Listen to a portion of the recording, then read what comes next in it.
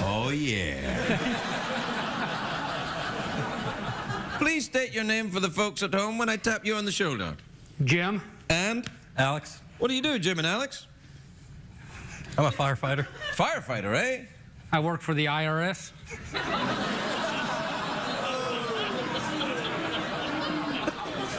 Wait a minute, you guys are full of tutti frutti. You are a firefighter? Yes. But you don't work for the IRS. Yes, I do. Do you really? Yes, I do. Did you ever hose them down? Like to. Do you guys know each other? Yep. Yep. He's my son. Really? Oh, that's lovely. And you got a deal on the shirts then? Yes, we did. Now, what's the thing with the shirts? What does it say? Ohio State. The Ohio State. What is the Ohio State? The Ohio State University. Yes. What do you do there? Not a thing. I should have gone there. Yeah. So, do you study there? Do you play some form of sport there? What, No, I just root for their sports. Ah, right. Football. You got a good football team? Football, yes. Oh, right. I see. How did they do then during the season of whatever it is? I'm not originally from here. No, I lost 2 games. Uh-huh. How many did they win? 12, I believe. Well, that's good, isn't it? That's good, yeah. Yeah, that's good. Did you ever play football yourself when you were younger? Just in high school. Right? You? Yep, high school.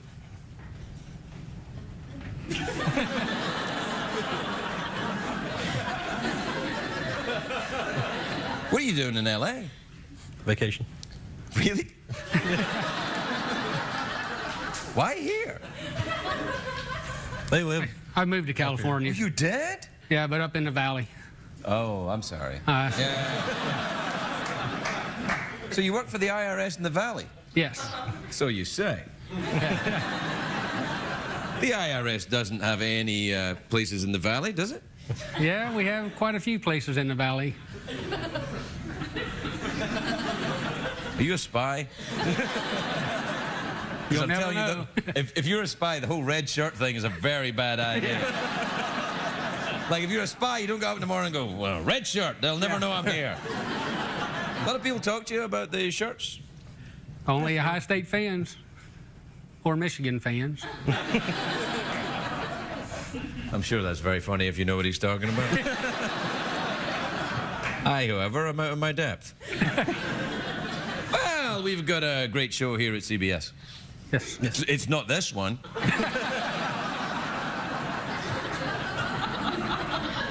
But this is the one you're on. Do you know they have to give you money for just standing here like this? Oh, that'll work. Works Yeah. for me. Going to declare it? We'll be right back, everybody. We'll be right back.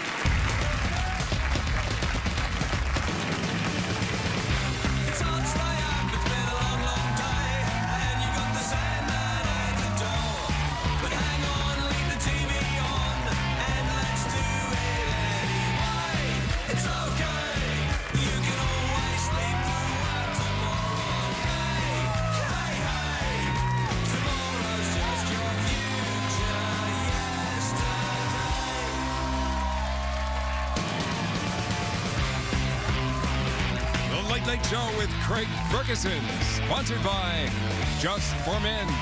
New Just for Men Auto Stop is foolproof. Gray is over. Ladies and gentlemen, Craig Ferguson.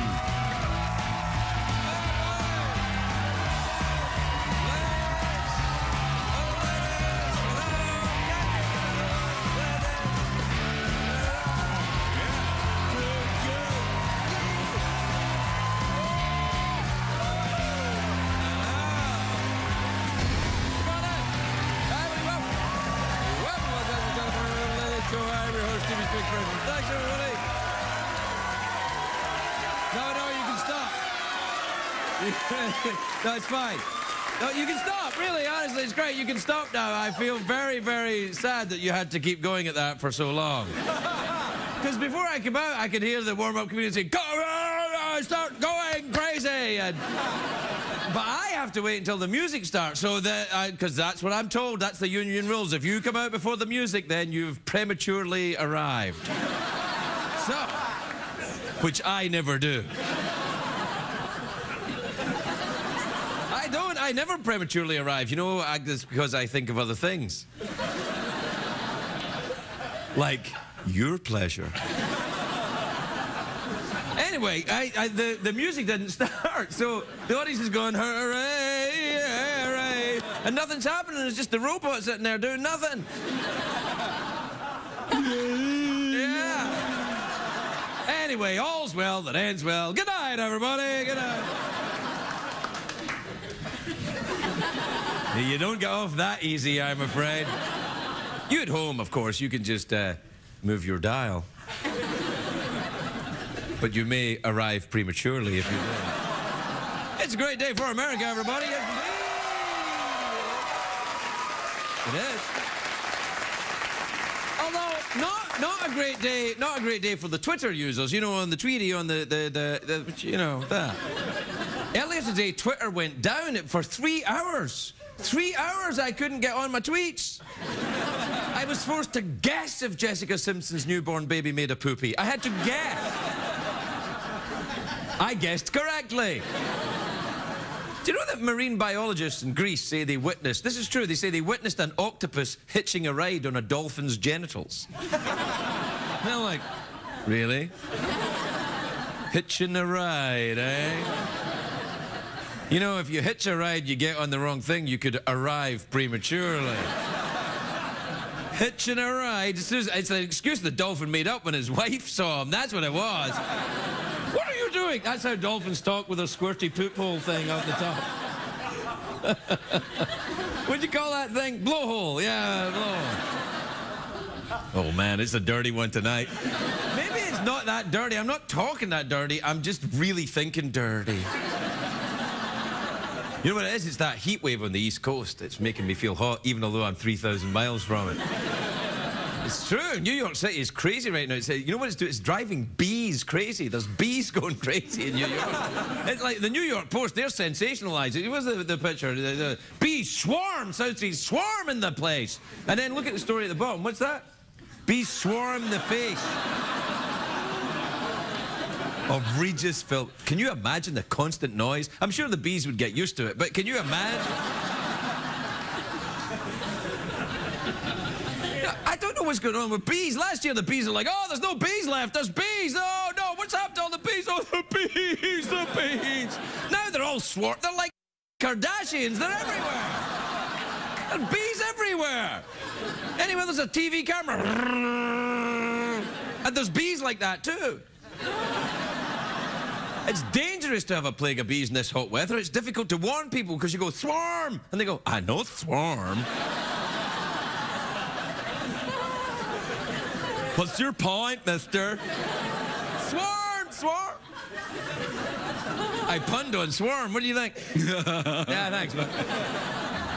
Anyway, the bee infestation thing is scary. New Yorkers are tense, they're on edge, they're ready to snap at any second. Then they found out about the bees. Now, if you're ever attacked by bees, first of all, here's what you gotta remember. Stop, drop, and roll. That's what you do. Stop, drop, and roll. The bees will still sting you, but it looks really funny when you're rolling around with bees on you. Police in New York City say that some of the swarms could be a result of amateur beekeepers who can't keep their hives under control. Out-of-control hives produce more honey, apparently. That's it. Today in New York City, they released a drawing of this suspect. That cost us like $1,000 just to show that thing. So every time I showed that thing, it would cost like $1,000. So take your pick. What do you want? Pixelating a cuss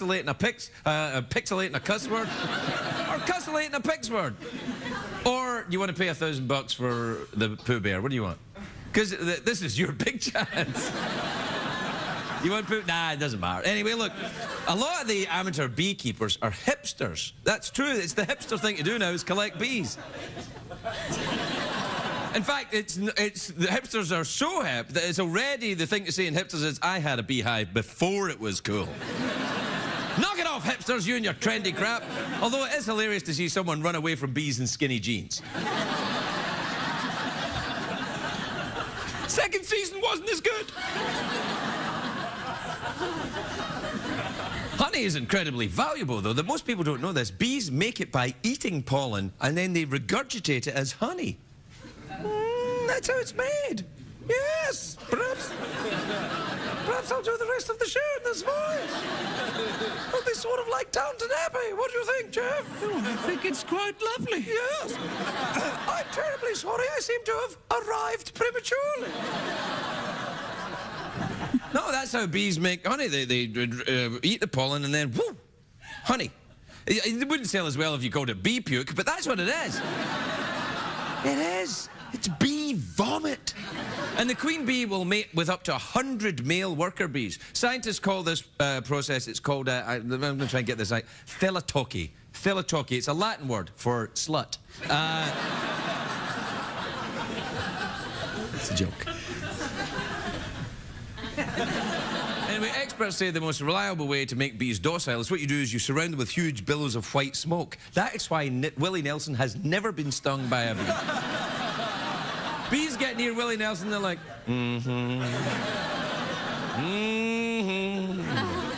We have a problem here, bee problem in Los Angeles, because there's not enough. There's only 2 bees in the entire... They're right over there right now. They're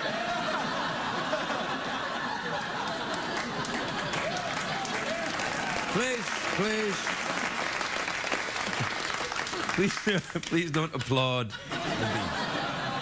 You don't want to get them agitated. Go on, I'm blowing white smoke at you. They're just drones. I wonder which queen they serve. Dirty philatokies. Do you like bees? I love bees. Really? Yeah, especially those. No, come on. You ever been stung by a bee? Yeah, oh yeah, I was stung by a swarm of bees once. The hell? What the hell? I was stung by a swarm of bees? I've got a bit of a pinched nerve. What the hell? Someone gets really sick, you must be peeing your pants. How are you, buddy? Are you okay? Yeah, I'm all right, a little emotionally scarred. Right Yeah, now. from that I can imagine. The hell, man? Yeah. People can be so cruel, can't they? It's the last time I tell you about my bee problem. Do you know when people are cruel to you, you know what you should do? Have a safety word. A safety word? Yeah, a safety word. You know, like when we were playing games? Yeah. You have a safety word. Yeah. Like banana. Yeah, or, balls. That would be a very bad choice of a safety word. That sounds more like a direction. Rutabaga. Yeah, okay. Yeah, that'd be all right. You want to do the thing? Sure, I'd love to. Okay. Tonight's program is brought to you by the good folks at Uncle Mickey's Old Fashioned Bee Puke. Regorged, reconstituted, real good. Okay.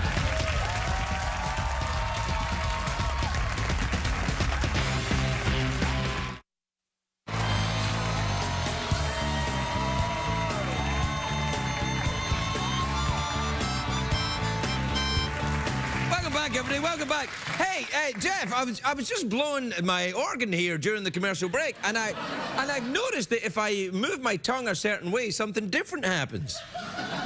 Watch. Here's without moving the tongue.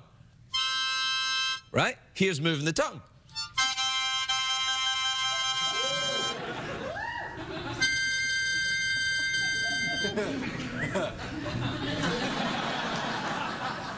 See what I'm doing here?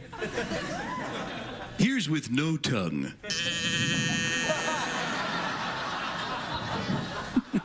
Can you do it with tongue? Yeah, sure. Go.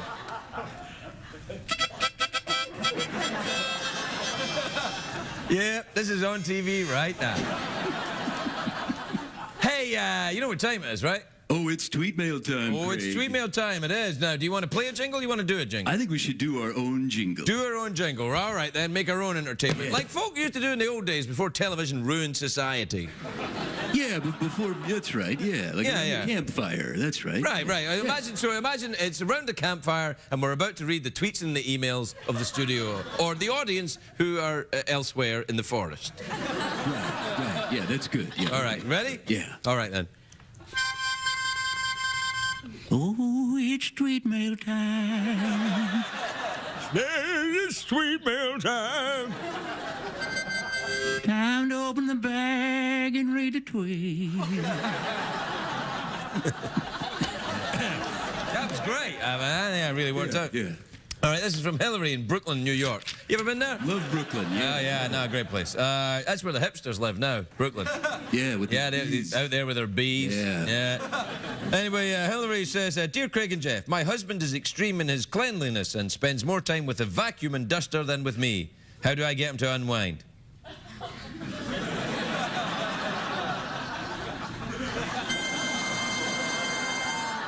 What am I doing here, Jeff?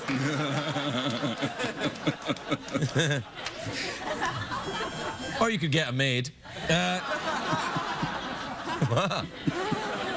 It worked for the Schwarzeneggers, didn't it? Oh! You oohed me! You oohed me! You're told not to ooh me, but you oohed me. Why? Was it me banging the help? No! It wasn't me, but I'm the one that gets oohed. All right, this is from Mac in Marietta, Georgia. You ever been to Marietta, Georgia? Yeah. Oh, yeah. Yeah, it's great there. It's lovely. I like it there. Yeah, it's very musky there. Yeah, it is.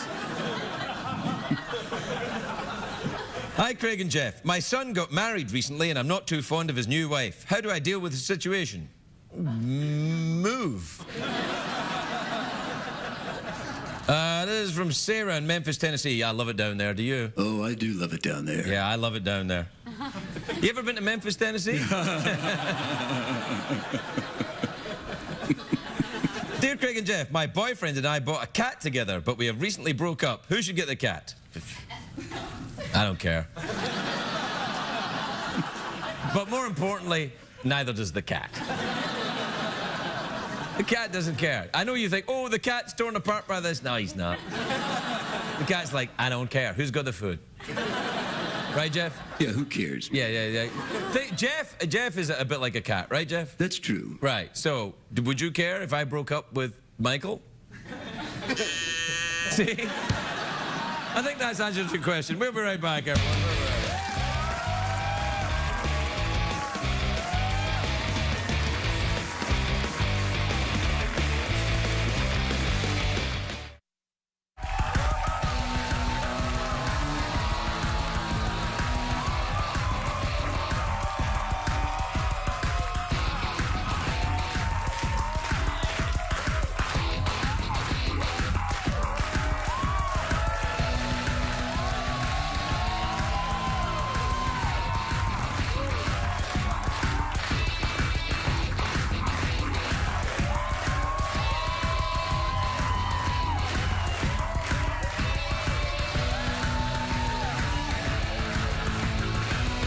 Welcome back, everybody. Welcome back to the show.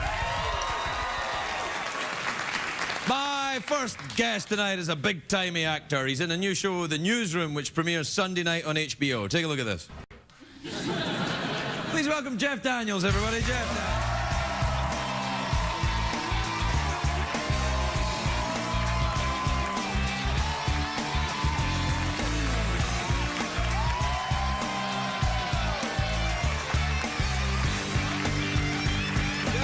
Jeff. Please take a seat.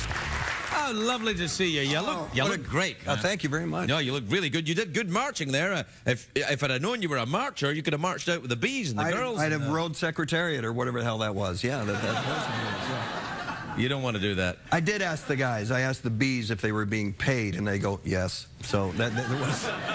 Don't talk to the bees, Don't man. talk to the No. They're them killer bees. They're aggressive. You piss them off, they'll... Sure. No, they won't. Hey, I thought you were going to bring your guitar. I thought you were going to sing. I thought you were going to... Well, that's going to happen. There is a guitar. I actually had a guitar made for me by Martin Guitar Factory. Not a small deal. Wow, yeah, that's amazing. So, is it here? It's in the building. Yeah. So you're gonna play the guitar Later on, yeah. Apparently, yeah. Wait. No, wait. Well, now, first of all, you're applauding. You may not be any good. This could suck. Well, This yeah, I mean, really it could be awful, and then it would fit in with the rest of the show. But what I'm saying is, you don't want to applaud in advance. So I'm going to reserve judgment. Sure. I'm cautiously optimistic. Now, the show, you're playing a big-timey newsman, right? Who fires people every week. Yeah. Kind of. Is that how it is around here? Yeah. If they knew I was here, they'd fire me. But they don't know. Are you a news junkie yourself? Do you? I have watched the news. I do tend to. Yeah. For the last 10 years or so, I've kind of paid attention. But it's it's a lot of screaming right now. Right. So. I can't take it anymore. I can't. There's too many and people. That's Brian Williams at on NBC on 6:38 at night. He's screaming. Really? Not really. Oh, Brian Williams. He doesn't scream. He's kind of more Brian Williams. Yeah. He's a pro. Yeah, he is a pro. But there's a lot of screamers out there. And then there's the guys who do the news. Yeah. Whenever I watch the local news, particularly in LA, there's stuff like, Stormwatch 3008. And, well, why is it a Stormwatch? Because there's a light drizzle. But they've got no real news other than really horrible things happening to people all over town. So they occasionally cheer it up with bad weather. They do. I mean, they broadcast fear, and they're out there standing in their rain slicker, and there's one gray cloud about 150 miles. It's rolling in. The cloud will be here. Sometime in the next week. Is it based on anyone in particular, this character? No.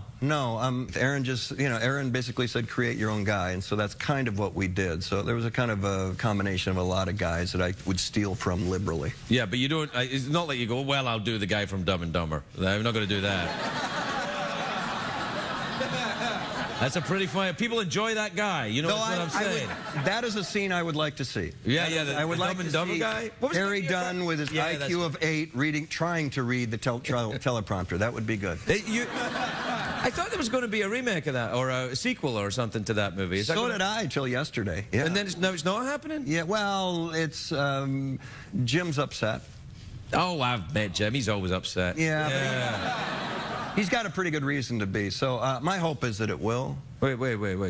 He's got a good reason to be upset? Yeah. Oh, come on. Yeah, no. Come on. There's a list of names, and he's got his people working on them one by one. That's all I'm going to say. That's a very different movie. That's scary. No, I tell you, he wants to do it. The Farrellys want to do it. I want to do it. I think America needs it. It does need it. Now more than ever.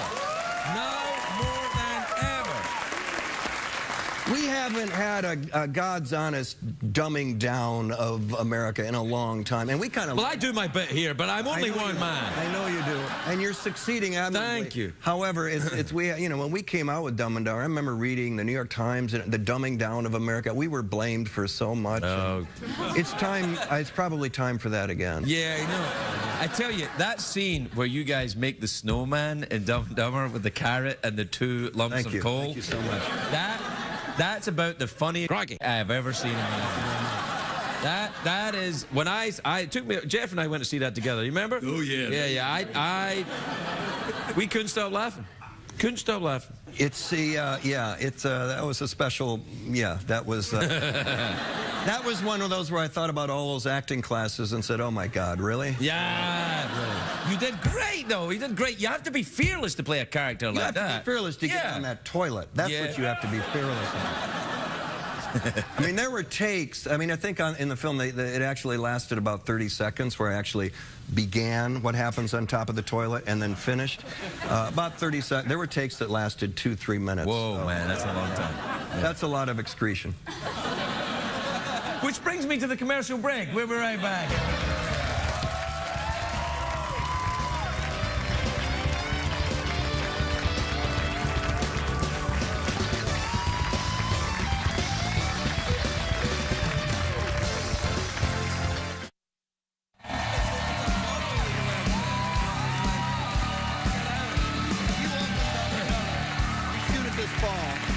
And you open it for 5-6 days on Memorial Day weekend around the world. Yeah. Shh, man, they're back. Let's pretend to like each other again. Yeah. It's show business. And then, you know, she said, not so hard. Hey!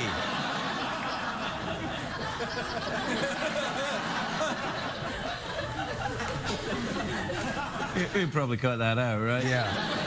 You're not gonna? Oh, so when he does it, it's okay. When I do it, it's a crime. You see that? The Supreme Court are getting all mad about profanity and stuff on TV. I'm like, oh, not again. All right, Dad. Yeah, you can beep it out. It'll be all right, yeah. The good news is I didn't plan to cuss. Are you a big cusser? Do you cuss a lot? I can, yeah. Well, you live in Michigan. Is it? They're cussers in Michigan, aren't they? A couple, yeah, Yeah. that I've heard of. Yeah, every actor has a kind of go-to thing when they're doing a scene, especially on Aaron Sorkin's got a lot of dialogue in newsrooms, so you screw up. And every actor has that go-to profanity that they blurt out. Right. And that ends up on the bloop reel at the end of the thing. And mine happens to, and I apologize ahead of time. Not on my account, buddy. You go right ahead. I'll be going along, and all of a sudden... Crikey. Thank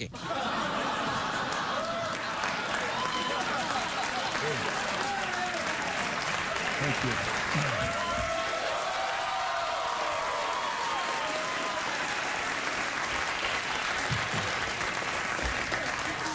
Ooh, now that's fearless. Well, we're out of time, buddy. We actually are. We're out of time.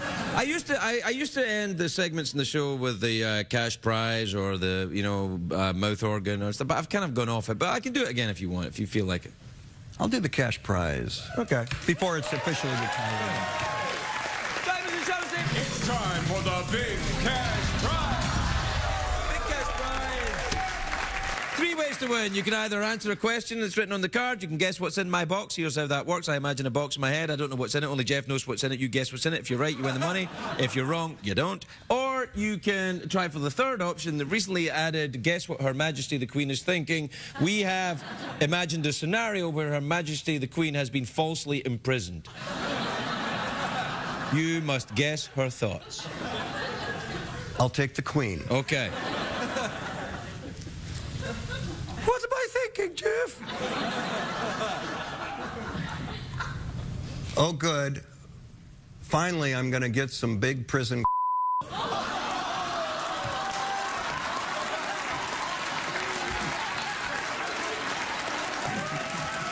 Just take the money. Take the money.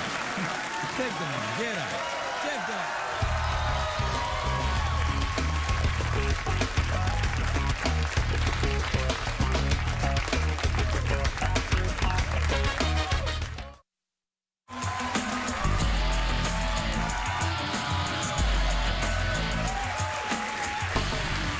Welcome back, everyone. My next guest is a true American genius. He's clever, is what I'm saying. He's a legendary author. His new book, In One Person, is in stores now. Please welcome John Irving, everybody. John Irving.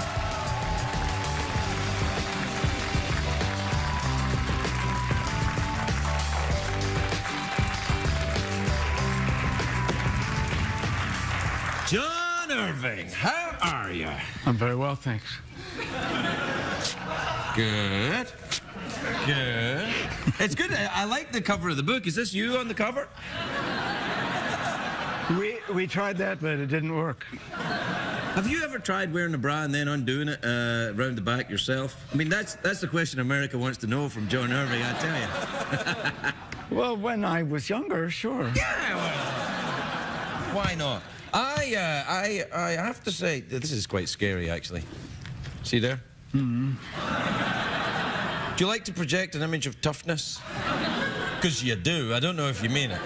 You got that kind of, hard-bitten kind of, I'm a writer and I stand up when I'm writing and I could cut you. Is that a fair description?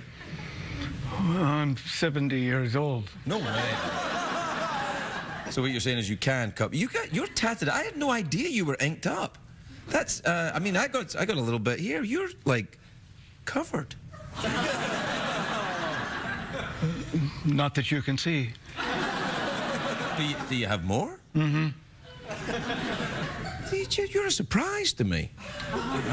You write about you're a tender writer. I think I thought you'd be more poetic in your look. You know, maybe a scarf, a big hat. You know, some kind of hush puppy shoes. Short people should not wear hats. I know what you mean. Yeah, it kind of makes you want to look for Santa. You know. You know, in my circle, they call Irving the interviewer's graveyard. Do you know that? No. Here's the thing. You know, in the Cider House Rules, when you wrote the screenplay for the book, right? The book, a great screen. The movie was great. But, you know, Michael Caine in the Cider House Rules, when he's talking, and he has that accent, which doesn't sound that New England to me. Was that something that you noticed, or am I just making that up? It's actually quite a good New England accent. I've never met anyone in New England that talks like that. I didn't think he talked like that in the film, actually. He did a little bit. But you know what? I've seen Michael Caine in so many films that maybe I projected that onto him, but actually he was doing a very good New England accent. I'm prepared to be wrong, is what I'm saying. Well, many people in New England speak so incomprehensibly that you wouldn't know what their accent was. I agree. My wife is from New England. From the great state of Vermont. I have met people in Vermont, so I'm not sure that they're speaking English. Well, I was just in Edinburgh, you know. Ah. Did you have a nice time? Well, I did an onstage interview with one microphone this size. We passed it back and forth. Did you really? We should do that here. I love that. Who was interviewing you? An Irish writer named John Boyne. Oh, okay. Uh-huh. And what was was it to try and make the rest of whatever, maybe the White Castle burger trick? It was simply making the best of a bad technological situation. Are you a techno It was a music hall and they had one microphone that worked. Well, it's Edinburgh. What do you want, 2 microphones? Oh, sorry, Mr. Swanky American visitor. Hey, do you work on the technology? Do you a techno geek? Do you write on computers and stuff? I write by hand. Really? Yeah. See, that's how you know you're a proper writer. Use a pen? I do. Paper, too. Very hard to use one without the other, really. Kind of come as a set. I like the email for my children. And oh, so you do it then? I learned to type when I was very young, before I was a teenager, actually. And it's just a little too fast for the way I like to write. So do you find that you think at the speed at which you write, your fingers get ahead of your brain? Is that what happens? Yeah. Because I've heard people say that before. It's a Slowly. pity they don't listen. Yeah. Do you know what I noticed in your later work in the 90s? You did a lot of Indian stuff. You went to India a bit and the thing. Why was that? I went there to make a film which still isn't made. Is it in India right now, or were you heavily influenced by India? We moved it to Mexico, and it still isn't made there either. Keep moving. What's the movie? It doesn't. Dumb and Dumber? Is that what it is? Did you like India? Did you have a good time? Not really. To both questions. Well, you seemed to be very fond of it, and you're right. And you seemed to the culture of it. You seemed very kind of taken with it. Maybe I'm wrong. You are about that. But that's okay. I mean, you know. I'm wrong often. As I say, my wife's from New England, so. Yeah.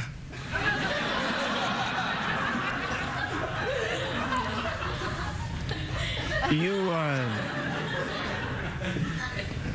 want to talk about what's on your desk? Sure. You ever seen a kangaroo's balls?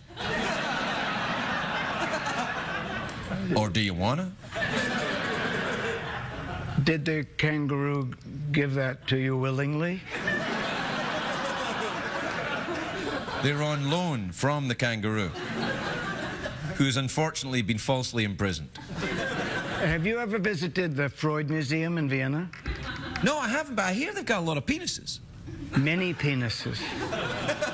Freud used to collect penises, He right? did, indeed. Is the plural penises or peni? I've never had to use them. It's penises. Penises. He has Etruscan penises, Roman penises, penile artifacts, I think. That's Freud for you, though, isn't it, really? Are you a Freudian? You think you're a Freudian? I see you more as a Jungian myself. I was a student there, and I was upset that there was no museum for Freud. Right. No honor of his home or his office. And I assumed that this was the fault of Viennese anti-Semitism.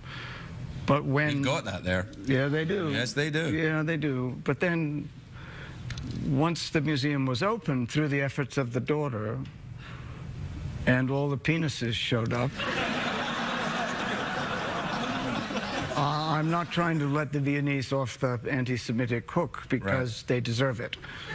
But there could have been an anti-penis thing going on as well. That's what I'm saying, that's all. You make an interesting point. I'm not sure what it is, but it's interesting. Yeah. The character in this book has difficulty pronouncing the plural of penis. Is it me?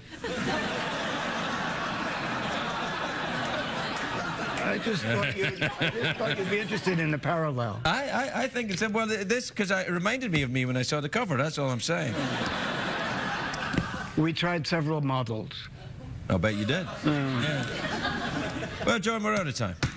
That's how you know you're out of time in the show. The knocking of the kangaroo testicles in the desk tell us old Father Time has arrived.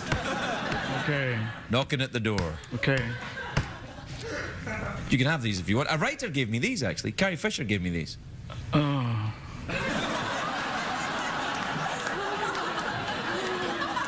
What the hell, John? Carrie Fisher's my friend. Okay. You don't get along with Carrie? No, it's the testicle I don't want. You know what? Oh, well, Yeah. I'll hang on to them then. They're kind of adorable. I was thinking of drawing a little face on them. They look like a little alien, you know. I think it looks strange enough as it is. Not to kangaroos.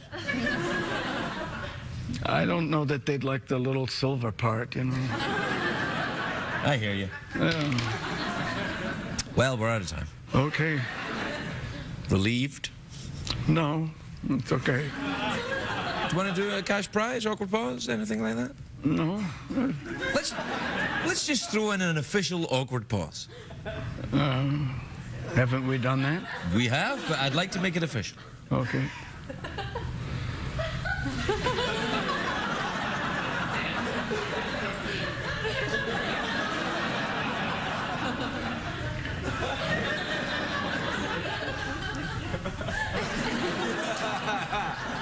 You know, I spend most of my day this way.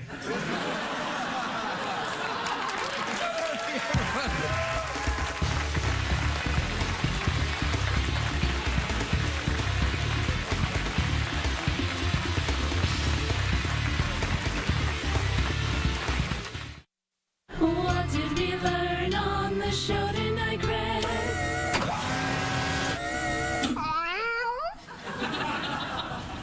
I'm really sorry, we ran out of time. John Irving left a pause which was 5 minutes long. We don't have time for your song. But if you come back tomorrow night, you can start the show with your song tomorrow night. Okay?